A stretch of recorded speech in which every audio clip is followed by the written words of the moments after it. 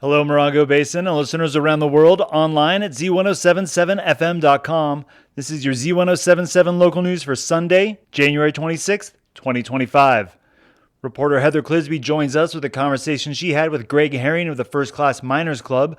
During Heather's profile of the club from December, Greg had expressed concerns regarding the then proposed Chuckwalla National Monument. Here's Heather. In the weeks and months leading up to the creation of the new Chuckwalla National Monument, small-scale miners were nervous that the boundaries would bar them from accessing established mining claims, not to mention future diggings. The proposed monument initially included not just the 660,000 acres northeast of the Coachella Valley, but the 20-plus square-mile section in the Eagle Mountains that is owned by the Bureau of Land Management. If that area had been converted to national park land, all claims would have been null and void as mining is illegal in national parks. When the final monument map was released, the miners joyously noted that the Eagle Mountains, where 350 mining claims exist, were spared. So we gold miners were grateful that the Eagle Mountains, the AKA Joshua Tree National Park expansion area, did not get placed within the Chuckwalla National Monument as previously planned. And I want to send my thanks to all the thousands that supported us in achieving this concession.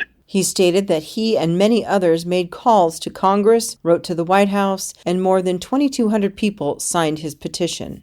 The local First Class Miners Prospecting Club, we have claims in these Eagle Mountains and have had them for about 30 years. And there's others that have claims, including me and my wife, Susan. We use these areas for family outings to teach the rich California history of how gold started the rush to this state. And we teach how gold miners of yesteryear went about prospecting, as well as how we do it today. Not much has changed for the small-scale miner, except we have a little more technology than they did back then.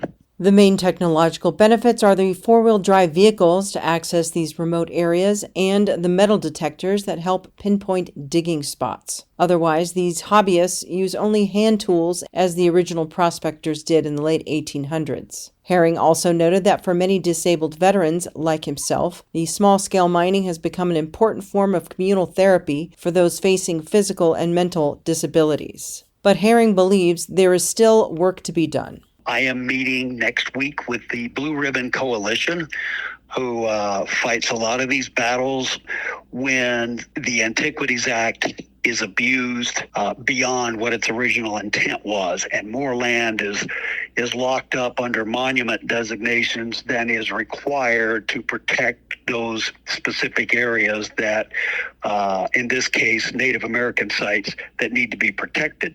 There's been a lot of abuse of the Antiquities Act over the years, and the Blue Ribbon Coalition is working to, along with the Congressional Western Caucus, to change the Antiquities Act. Let's firm up those loopholes. Miners are requesting that the BLM, who has owned and managed the area for years, continue to do so. Several monuments within the National Park Service are managed by BLM because NPS recognizes that they simply lack the staffing, infrastructure, and funding to take it on. Herring is hoping that will continue in this case. And since it has already been determined that the BLM will manage Chuckwalla in perpetuity, the miners are asking to continue under BLM rules. And while NPS rules do have a method of grandfathering existing mining operations, it is spendy to do so. The cost of such a permit could stretch from $1,000 to $100,000 per claim. But under BLM rules, that same permit could be obtained for as little as $100 a year, depending on the number of claims.